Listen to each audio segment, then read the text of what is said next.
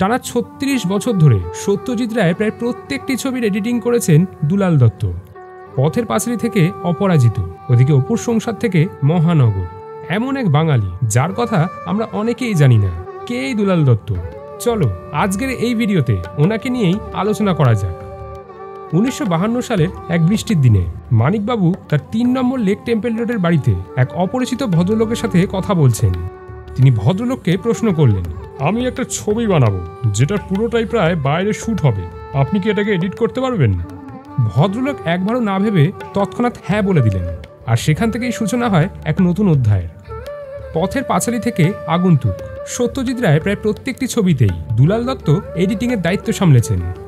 এই যুগলবন্দি গোটা বিশ্ব জুড়ে ভারতীয় সিনেমাকে এক অনন্য উচ্চতায় নিয়ে গিয়েছিল।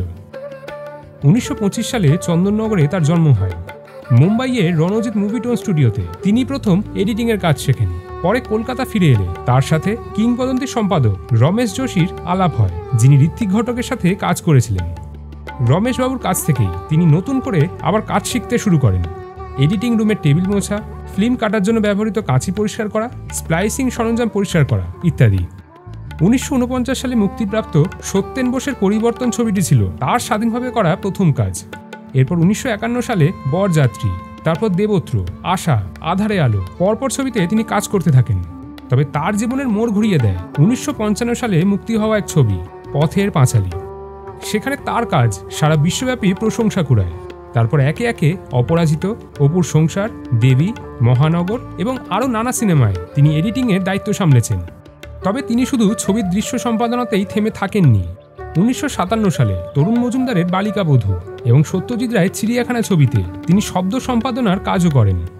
সত্যজিৎ রায়ের ছবির বৈশিষ্ট্য ছিল তার ধীর গতি, গভীর মানবিকতা এবং তার চিত্রায়ন। দুলাল দত্ত এই বৈশিষ্ট্যগুলোকে মাথায় রেখে দৃশ্যগুলিকে এমনভাবে সাজাতেন যাতে দর্শকরা ছবির গভীরে প্রবেশ করতে পারে। তিনি শুধুমাত্র দৃশ্যগুলোকে কেটে জোড়া লাগাতেন তা নয়, বরং প্রতিটি ফ্রেমের সময়কাল, দুটি শটের মধ্যে জায়গা পরিবর্তন ইত্যাদি খুঁটিনাটি বিষয়ের ওপর বিশেষভাবে নজর দিতেন, যার ফলে দর্শকদের কাছে আরও জনপ্রিয় হয়ে উঠত সেই ছবিগুলি। দুলালবাবু এমন এক সময় চলচ্চিত্র সম্পাদনা করতেন যখন তা হাতে কলমে করতে হতো। ডিজিটাল প্রযুক্তির কোনো রকম ব্যবহার সেকালে ছিলই না, কিন্তু তবুও এমন নিপুণ কাজ সবাইকে অবাক করে। তবে সারা জীবন ধরে একজনই পরিচালকের অনুগত হয়ে থাকায় শেষ জীবনে তাকে বেশ আর্থিক সংকটে ফেলেছিল। ২০১০ সালের ১৭ই আগস্ট ৮৫ বছর বয়সে এই কিংবদন্তির প্রয়াণ ঘটে।